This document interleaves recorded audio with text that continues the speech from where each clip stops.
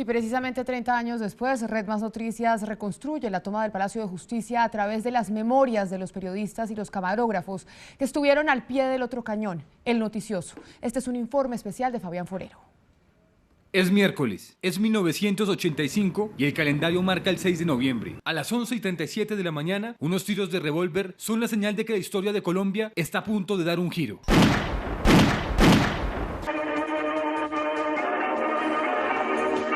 Cuando la noticia se produce, Caracol se la comunica. ¡Extra! Ofrecemos en Caracol un boletín extraordinario de última hora. Urgente. Acaba de ser tomada la Corte Suprema de Justicia. Atención, la situación es delicada. Están encerrados periodistas de Caracol en la Corte. Juan Carlos, ¿qué pasa? Las instalaciones de la Corte Suprema de Justicia en el Palacio de Justicia. Como siempre, en las peores páginas de la patria, los primeros en llegar son los reporteros. Y comenzamos a sentir el primer tableteo, es decir, el primer tiroteo, pero tiroteo grueso, es decir, tiroteo de grueso calibre. Cuando yo siento que el tiroteo es continuo y que no es un tema pasajero, sino que es un tema sostenido, entonces inmediatamente entro en pánico. Comenzamos a sentir balas, nos disparaban, entonces nosotros tiramos a refugiarnos en esta zona y las balas pegaban por todo esto.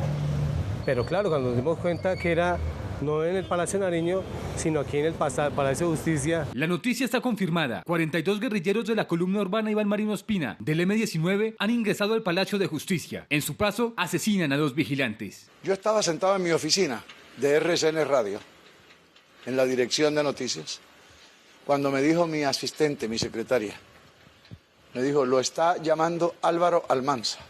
Álvaro Almanza era nuestro periodista en el Palacio de Justicia. Es decir, en las noticias judiciales.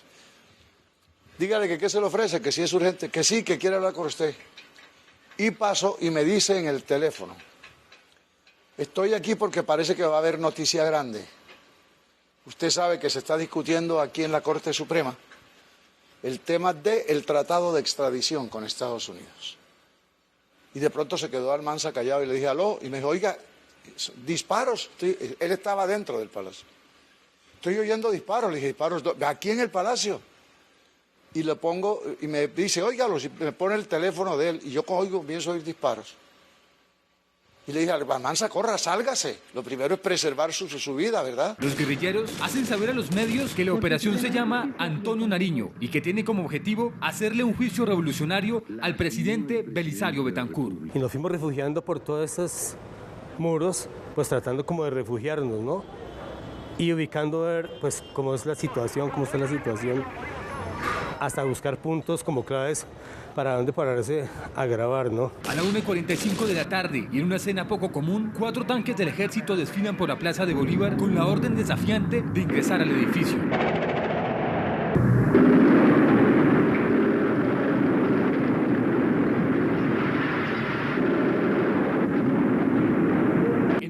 Carros blindados viaja el teniente coronel Luis Alfonso Plazas Vega, quien coordina a los 1000 hombres de la Operación Arcoíris, mejor conocida como Retoma del Palacio. Yo subí y dije, atención, se están oyendo disparos en este momento en el Palacio de Justicia.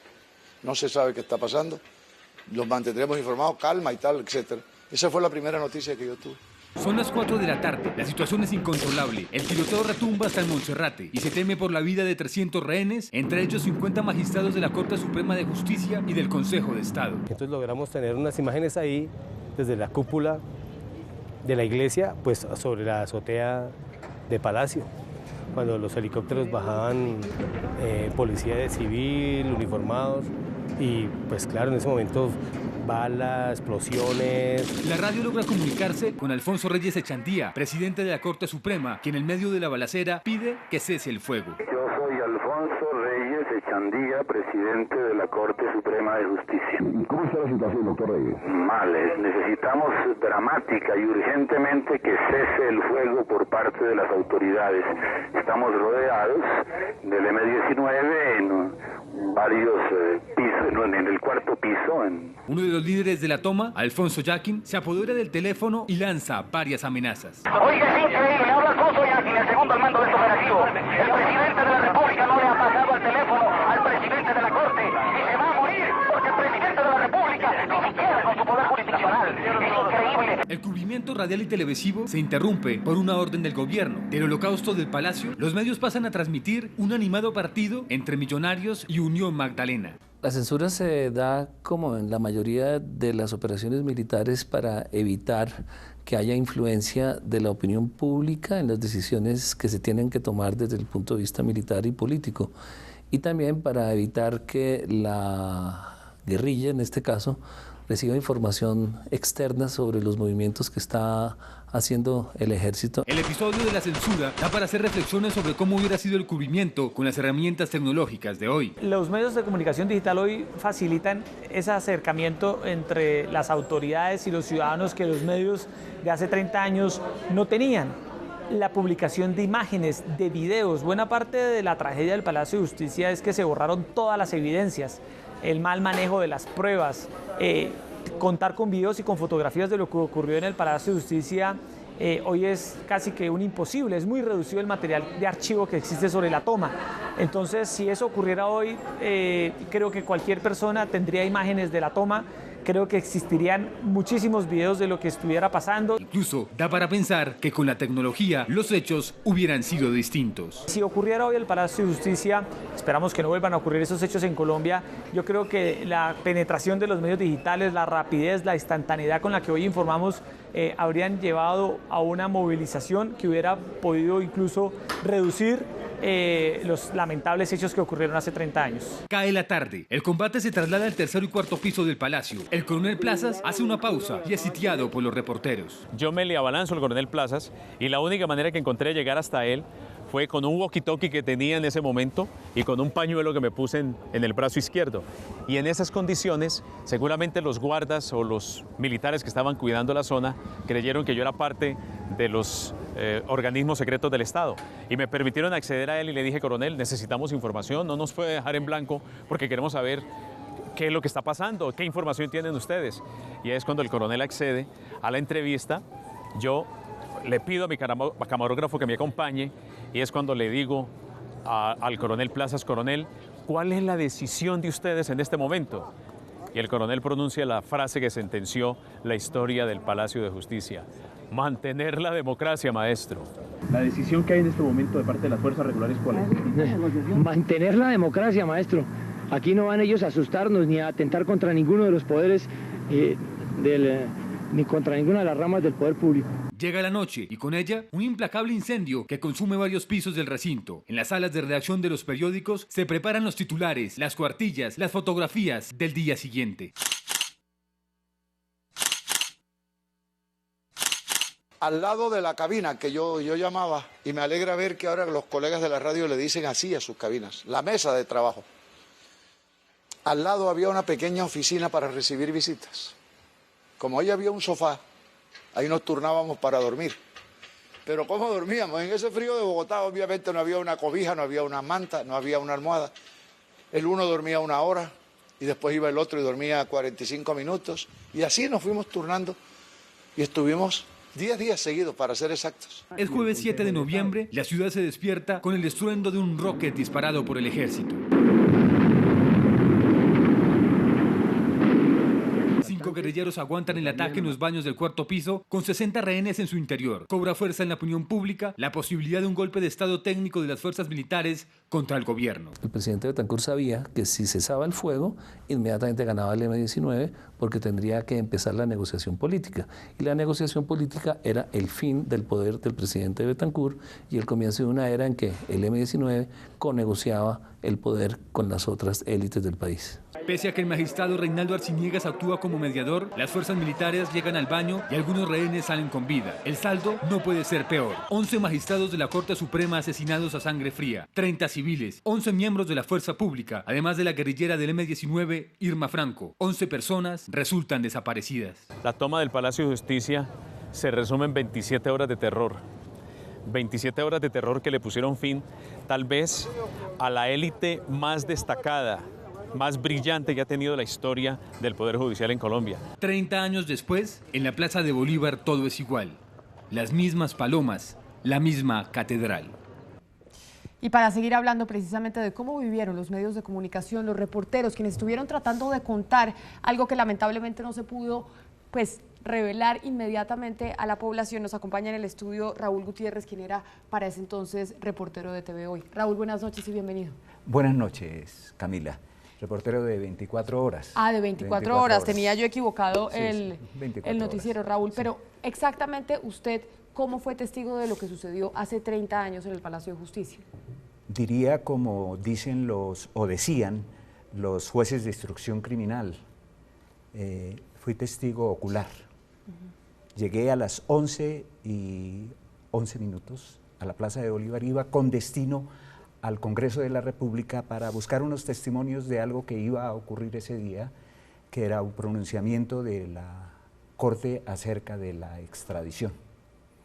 Ese trabajo desapareció porque en algún momento caminé 200 metros antes de llegar a la Plaza de Bolívar y busqué comunicación con el noticiero. Usábamos el buscapersonas o Viper. Hay aquí una situación extraña que se compadece con lo que acaba de transmitir Caracol Radio. Nosotros escuchábamos permanentemente Caracol Radio y esa era la guía por mucho tiempo, como lo fue la radio para la televisión, todas las radios, no solo Caracol, todos. Nosotros hacíamos un seguimiento de lo que producía la radio y con eso hacíamos nuestras piezas de los noticieros que iban solamente... ¿Y qué fue lo extraño que pasó en ese momento, Raúl? Lo extraño que pasó en ese momento. Diría que en la sala de redacción de esa mañana habíamos convenido que yo iba a buscar en el Congreso reacciones a algo que iba a ocurrir y Javier Darío Restrepo estaba asignado a la Corte Suprema de Justicia para cubrir lo que pasara en la sesión de esa vez. Entonces yo recordé cuando escuché también en la radio, en mi pequeño transistor, escuché que se atribuía al M-19 la toma del Palacio de Justicia para hacerle un juicio al presidente Belisario Betancur. No, eso no es posible, es lo que yo imaginé, un juicio al presidente, ¿cómo lo van a traer aquí? Muy empíricamente dije, en los juicios al presidente de la República, los juicios políticos los hace es el Congreso, los hace el Senado de la República. Aquí entonces surge la idea, ¿quién se tomó el palacio? Los señores del M-19. ¿Por qué se lo toman los del M-19 que tenían una inmensa popularidad? Porque ya habían efectuado actos espectaculares como fue la toma de la embajada y el acceso a las armas del famoso Cantón Norte. Entonces, Raúl, como usted bien dice, ustedes se guiaban en ese momento por la radio, no en vano buena parte de la crítica que tiene el país retrospectivamente a las decisiones del gobierno en ese momento fue parar la transmisión de radio, porque la transmisión de radio no solo era la memoria histórica, sino que era la manera de mantener a todo el mundo en ese momento informado.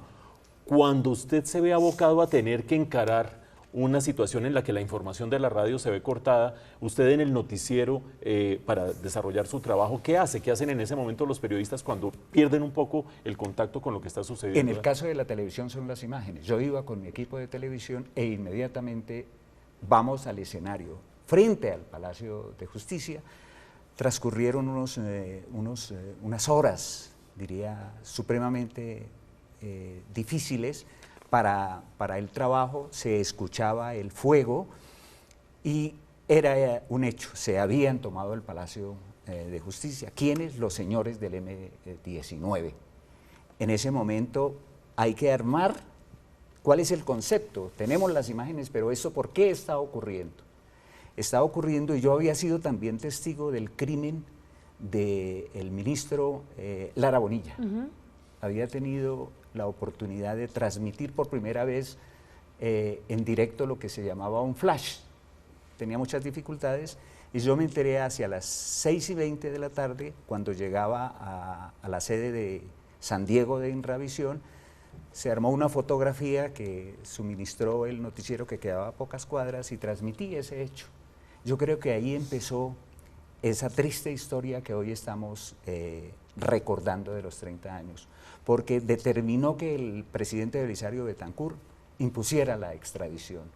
No sabíamos nosotros los periodistas qué había oculto ahí, pues la mano del narcotráfico que quería tumbar a como diera Y lugar esa del es una presidente. de las hipótesis que están sobre la mesa, Camila, en este momento. Pues Raúl Gutiérrez, qué bueno tenerlo aquí contando precisamente desde la óptica de un periodista que estuvo presente hace 30 años en esa toma y retoma del Palacio de Justicia. Gracias por venir. Con mucho gusto.